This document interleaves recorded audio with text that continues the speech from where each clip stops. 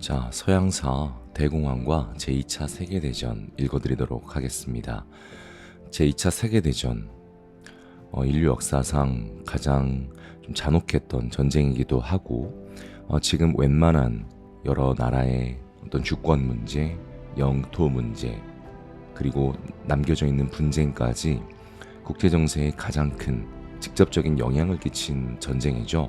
자, 그러다 보니까 내용 밀도가 높고 굉장히 자세히 다뤄질 때가 많습니다. 배경과 전개 과정, 결과까지 모든 과정을 잘 파악을 하셔야 되겠습니다. 서두에서 말씀드린 것처럼 그 중요성이 크지만 저는 아무래도 이 텍스트를 읽어드리다 보니까 사실 조금 덤덤하게 읽어드린다는 점 알아주시면 감사드리겠습니다. 자, 먼저 그 배경으로는요, 경제적인 위기가 있었습니다. 자, 바로 1929년 미국발 경제 대공황이었고, 그 대공황에 대처하는 나라들 간의 모습, 그리고 거기서 벌어진 충돌, 이렇게 보시면 될 것 같네요. 제1차 세계대전이 끝나고 미국에서는 과잉 생산과 투자가 이루어졌습니다.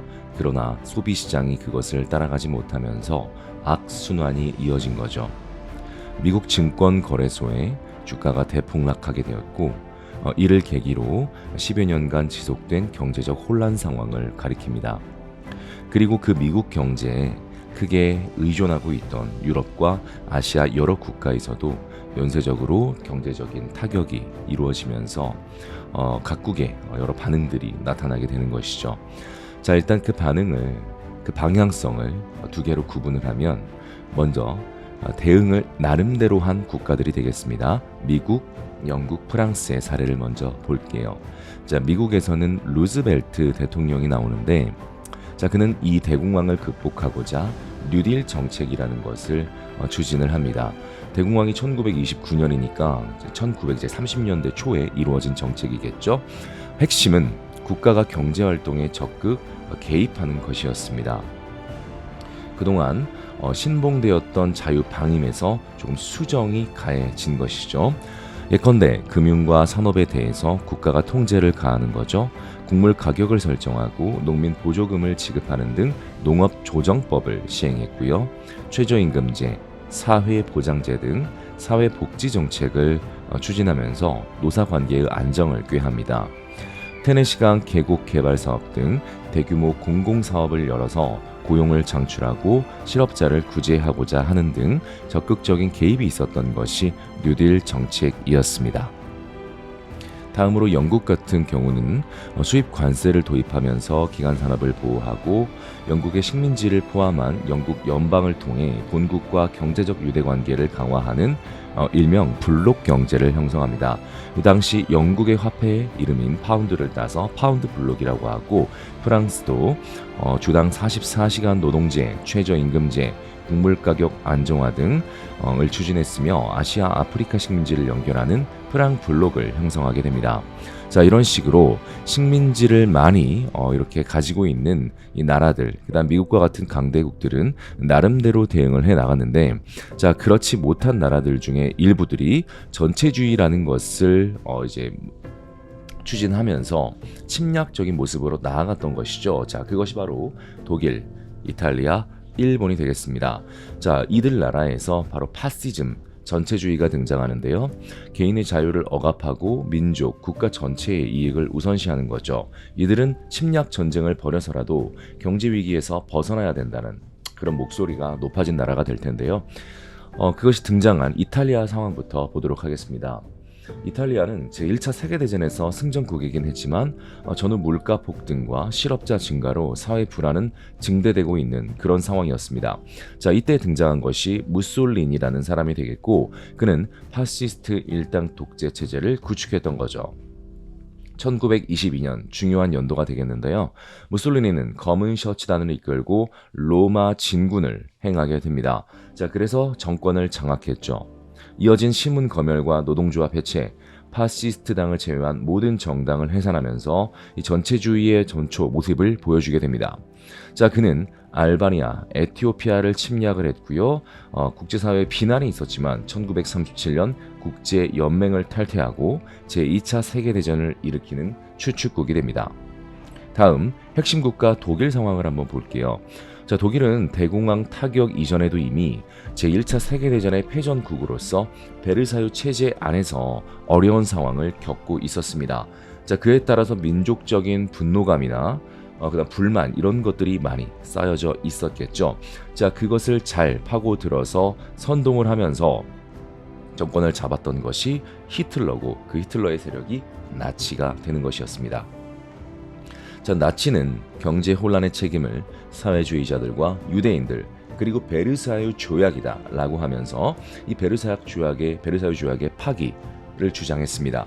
게르만 민족의 우수성을 강조 이런 부분들이 잘 선동이 되면서 1932년 이 나치가 선거에서 제1당으로 올라서게 되었죠. 33년이 되자 히틀러가 총리로 취임했고 국제연맹에서 탈퇴하게 됩니다. 34년이 되자 히틀러가 총통으로 취임했고 반유대 정책을 추진했으며 재무장을 1935년 선언하게 됩니다. 1936년이 되자 비무장지대였던 라인란트를 점령하게 되죠. 일본의 상황 보도록 하겠습니다. 자, 일본에서도 마찬가지 군국주의가 대두했습니다. 1931년 만주를 침략했고 32년 만주국을 수립하죠. 이런 행위에 대해서 국제사회에 비난이 있었지만 33년 국제연맹을 탈퇴합니다. 1937년부터는 중국과의 전면적인 전쟁이 이뤄지게 되었으니 이것이 중일전쟁이 되겠고 이 중일전쟁기에 끔찍한 난징 대학살을 자행한 나라가 되겠습니다. 자, 그럼 본격적으로 제2차 세계대전 전개로 한번 가볼 텐데 전쟁 전 유럽의 상황을 잠시 한번 살펴보겠습니다. 바로 스페인 상황인데요. 이 스페인에서 내전이 벌어졌고 여기에 독일과 이탈리아가 군사적으로 개입을 하면서 독일 이탈리아의 축이 수립이 되었죠. 자, 참고로 이 스페인에서는요 1930년대 초에 이제 공화정이 실시가 됩니다. 그래서 선거에서 실시한 이 공화파가 여러 가지 개혁을 실시를 하는데 프랑코라는 사람을 주축으로 이 군부와 우익의 여러 세력이 반란을 일으켰죠. 그래서 우리가 흔히 말하는 스페인 내전이 1936년부터 39년까지 전개가 됩니다. 그래서 이때 이탈리아와 독일이 개입을 하면서 축이 형성됐고 여기에 일본을 추가하면 이제 세 나라의 이제 추축이 만들어진 거죠. 바로 전쟁을 일으킨 나라들이 되는 겁니다. 1937년 삼국 방공 협정을 체결하면서 이 세 나라가 이제 만나게 되었습니다. 자, 38년이 됩니다. 38년이 되자 독일이 오스트리아를 병합하고 그 이후에도 체코슬로바키아의 수데텐 지방 요구 등 계속해서 야욕을 보이고 있습니다. 근데 여기서 오늘날에도 많이 지적되는 점이 서방 세계가 독일에 대해서 계속 유화적인 정책을 펼치고 있습니다. 아마도 더 위협적으로 느껴졌던 거대한 공산주의 국가 소련이 있었기 때문에 이 독일을 서방 지역에서 어떻게 보면은 이제 이 소련을 막기 위한 이제 그런 정책으로 이제 그 전략적으로 이제 독일에 대한 좀 유화 정책을 펼쳤던 것인데요. 자, 그것이 많이 드러났던 회담이 하나 있습니다. 바로 민헨 회담이라는 것이 있죠. 이때 영국과 프랑스와 독일과 이탈리아의 주요 인물들이 만났었는데 결국에는 이 체코의 어떤 의사 이런 것들을 무시한 채 수데텐 지방을 독일에 넘겨주게 되죠. 그러니까 당장에 이제 독일과 약속을 하면서 더 이상의 어떤 모습 뭐라고 해야 될까 진출 야욕을 보이지 않는다 이런 약속을 했는데 결국에는 이제 유화 정책이 돼버린 셈이죠. 독일이 계속해서 약속을 깨고 체코슬로바키아의 나머지 지역 점령하고 결국엔 전쟁이 일어났으니까요. 자, 1939년 8월이 됩니다. 아주 중요한 순간입니다. 독일과 소련이 어떻게 보면은 정말 서로 극과 극에 있는 나라였는데 그 둘이 불가침 조약을 체결하게 됩니다. 그래서 폴란드 가운데 있는 이 폴란드 분할 그리고 전쟁을 할 경우에 서로 중립을 지키기로 약속. 그러니까 뒤를 봐주면서 전쟁을 결국 독일이 일으키게 된 거죠. 그래서 1939년 8월 독소 불가침 조약 여기서부터가 본격적으로 이 전개 과정에서 언급되는 내용이 되겠고요. 39년 9월 독일이 폴란드를 침공하면서 제2차 세계대전이 시작이 됩니다. 자, 이에 대해 영국과 프랑스도 대독일 선전포고를 했고요. 1940년으로 넘어가게 됩니다. 자, 여기서부터는 제가 연도를 먼저 말씀을 드리고 그 이후의 상황들을 간단하게 언급을 드릴게요. 이 제2차 세계대전 정말 수많은 전투와 정말 많은 이야기들이 있겠지만 딱 교과서적으로 언급되는 내용들만 언급하겠습니다.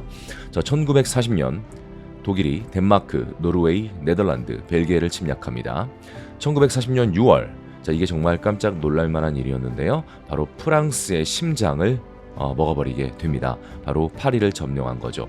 자, 그리고 나서 그 남부에 비시라는 곳이 있는데 그 비시에 그 나치에 협력하는 괴뢰 정권을 수립하게 됩니다.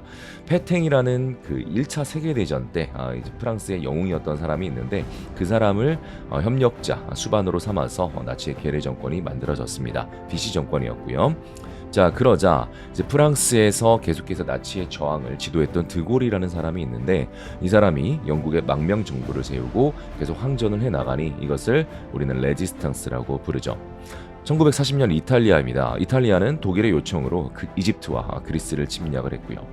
자, 그리고 2차 세계대전에서 전세의 어떤 또 획기적인 하나의 포인트가 되는 연도가 바로 1941년이 되는데, 자, 1941년 독일이 불가침 조약을 파기하고 소련을 침공하게 됩니다.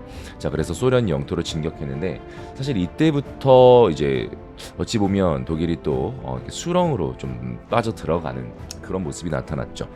자, 전쟁 중이었던 41년 8월달 유의미한 발표가 하나 있었는데요. 대서양의 한 함대에서 루즈벨트와 처칠이 대서양 헌장이라는 것을 발표합니다. 이것이 전후의 큰 그림 속에 국제연합 결성에 영향을 끼친 바로 평가를 받습니다. 1941년 12월입니다. 일본이 미국을 공격하게 되네요. 자, 미국의 하와이에 있는 진주만 이제 기지를 공격하게 되었습니다. 자, 이럼으로써 미국이 전쟁에 참전하게 되었고 우리는 이 전황을 이제 태평양 전쟁이라고 부르게 되죠. 1942년이 됩니다. 태평양 전쟁 가운데 미국이 미드웨이 해전에서 승리를 거두면서 전세의 역전이 이루어졌습니다. 1942년 9월부터 독일과 소련의 스탈린그라드 전투가 43년까지 전개가 되는데 역사상 가장 많은 사상자와 그리고 포로, 민간인 피해가 발생했던 잔혹한 전투로 잘 알려져 있죠. 1943년 9월 전쟁에서 큰 역량을 발휘하지 못했던 이탈리아가 항복했고요. 1943년 11월 전후 처리를 위한 카이로 회담이 미국의 루즈벨트, 영국의 처칠, 중국의 장제스 간에 이루어지게 됩니다. 이때 최초로 조선의 독립이 논의되기도 했죠.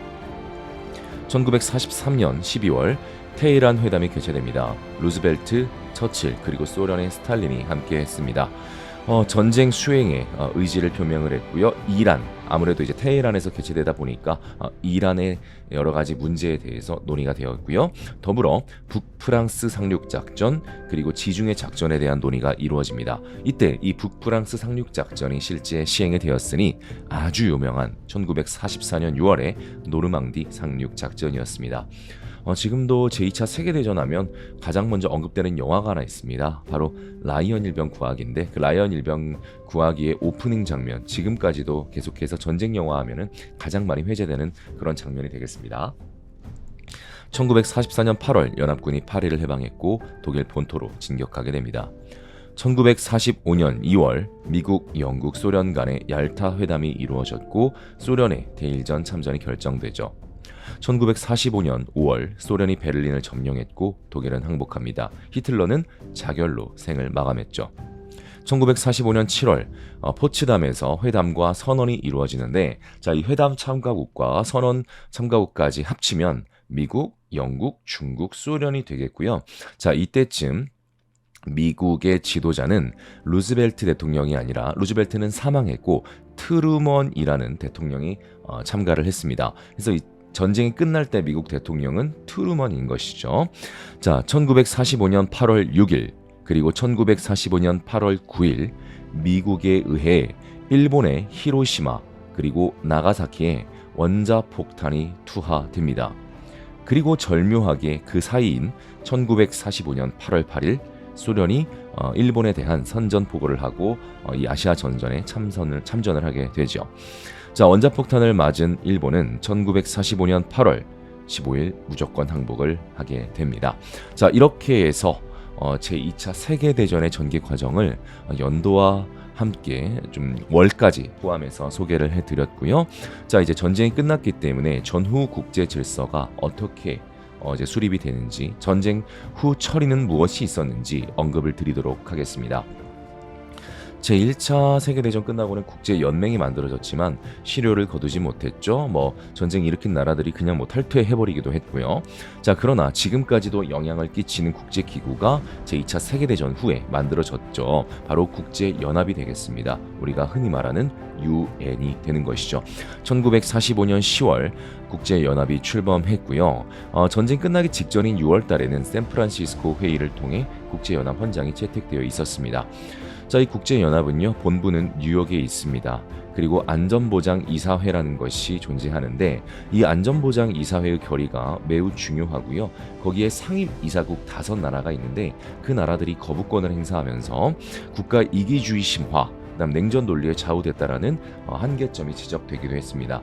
이때 이 상임이사국 5나라는요, 미국, 영국, 프랑스, 소련이었고 당시엔, 지금은 러시아가 됐죠. 그리고 중국이 있습니다.